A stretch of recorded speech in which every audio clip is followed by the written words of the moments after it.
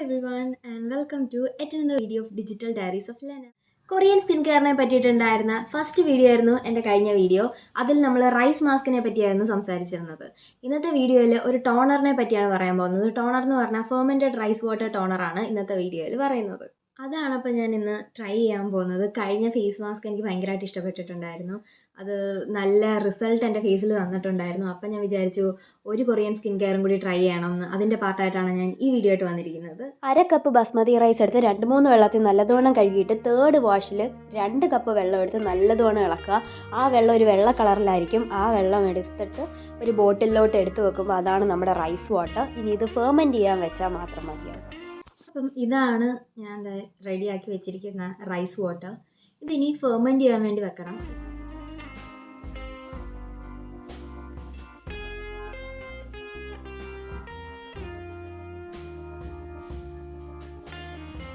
ഞാൻ ലാസ്റ്റ് ക്ലിപ്പിൽ ഞാൻ ഉണ്ടാക്കി വെച്ചിരുന്ന റൈസ് വാട്ടർ കാണിച്ചു തന്നിട്ടുണ്ടായിരിക്കും. അത് കഴിഞ്ഞിട്ട് ഒരാഴ്ച കഴിഞ്ഞിട്ടുള്ള വീഡിയോ ആണ് ഇത്. അപ്പോൾ ആ റൈസ് വാട്ടർ നമ്മളങ്ങനെ ഒരു ബോട്ടിലിൽ ഉണ്ടാക്കി വെക്കുക.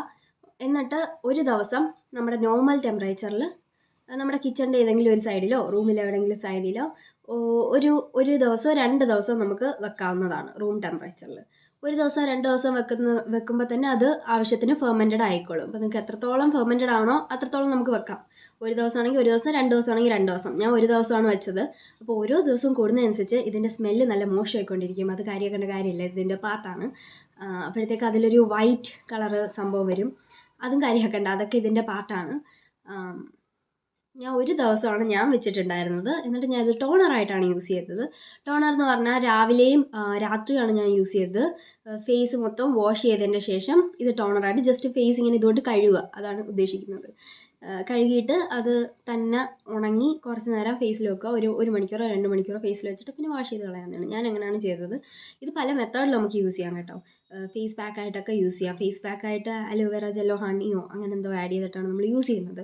അങ്ങനെ പല രീതിയിൽ യൂസ് ചെയ്യാം. ഞാനിപ്പോൾ ടോണറായിട്ടാണ് ഇത് യൂസ് ചെയ്തിട്ടുണ്ട്. ഞാനിതെങ്ങനെയാണ് ചെയ്തതെന്ന് ചോദിച്ചാൽ, ഒരു ദിവസം ഞാൻ പുറത്ത് വെച്ചു. ഒരു ദിവസം പുറത്ത് വെച്ചതിൻ്റെ ശേഷം പിന്നെ ഞാൻ ഫ്രിഡ്ജിൽ സൂക്ഷിക്കുകയാണ് ചെയ്തത്. ഫ്രിഡ്ജിൽ നമുക്കൊരു 2 വീക്സ് വരെ സൂക്ഷിച്ച് വെക്കാവുന്നതാണ്. എന്നിട്ട് നമുക്ക് ഫേസിൽ ഇങ്ങനെ അപ്ലൈ ചെയ്യാം. 2 വീക്സിനുള്ളിൽ നമ്മൾ ബോട്ടിൽ കംപ്ലീറ്റ് ചെയ്തിട്ട് പുതിയത് റീഫിൽ ചെയ്യാം. ഉണ്ടാക്കുമ്പോൾ ശ്രദ്ധിക്കേണ്ട കാര്യം എന്താണെന്ന് ചോദിച്ചാൽ, അറ്റ്ലീസ്റ്റ് 1/2 കപ്പ് റൈസ് എങ്കിലും വേണം. എന്നാലേ നമ്മൾ ആ വാട്ടറിലോട്ട് അത്ര കണ്ടൻറ്റ് എത്തത്തുള്ളൂ.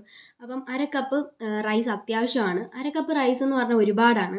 ഈ വാട്ടർ നമ്മൾ ഇതിൽ നിന്ന് എടുത്തു കഴിയുമ്പോഴത്തേക്ക് 1/2 കപ്പ് റൈസ് കൊണ്ട് ഞാൻ എൻ്റെ കഴിഞ്ഞ വീഡിയോയിൽ ചെയ്ത കണക്ക് നിങ്ങൾക്ക് റൈസ് മാസ്ക് ഉണ്ടാക്കി ഫേസിൽ അപ്ലൈ ചെയ്യാവുന്നതാണ്. അത് ഭയങ്കര നല്ലൊരു ഫേസ് പാക്കാണ്. എനിക്ക് വളരെയധികം ഇഷ്ടപ്പെട്ടിട്ടുണ്ട്. ഒരുപാട് റിസൾട്ട് വന്നിട്ടുണ്ട്. എങ്ങനെയാണ് റൈസ് പാക്ക് ഉണ്ടാക്കുന്നതെന്നുള്ള വീഡിയോ നിങ്ങൾ ഇതുവരെ കണ്ടിട്ടില്ല എന്നുണ്ടെങ്കിൽ ഞാൻ മുകളിൽ വീഡിയോയുടെ ലിങ്ക് കൊടുക്കുന്നതാണ്. അത് നിങ്ങൾ എല്ലാവരും പോയി കാണും. 1/2 കപ്പ് റൈസ് മൊത്തം കൊണ്ട് നമുക്ക് റൈസ് മാസ്ക് ഉണ്ടാക്കേണ്ട കാര്യമില്ല. അത് ഒരുപാട് വരും അല്ലേ.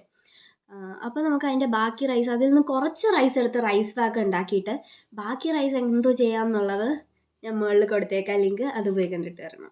അങ്ങനെ നമുക്ക് റൈസ് ഫുള്ള് കറക്റ്റ് രീതിയിൽ നമുക്ക് വിനിയോഗിക്കാവുന്നതാണ്. അപ്പോൾ ഇത് ഉപയോഗിച്ചിട്ടുണ്ടായിരുന്ന റിസൾട്ട് ഞാൻ ഒരു വീഡിയോയിൽ പറഞ്ഞിട്ടുണ്ടായിരുന്നു. പക്ഷേ എഡിറ്റ് ചെയ്യാൻ നോക്കുമ്പോൾ ആ വീഡിയോ കാണുന്നില്ലാണ്ട് പെട്ടെന്നൊന്ന് എടുക്കുന്ന വീഡിയോ ആണിത്. ഇത് ഞാൻ 7 ദിവസമായിട്ടായിരുന്നു കേട്ടോ യൂസ് ചെയ്തിട്ടുണ്ടായിരുന്നത്.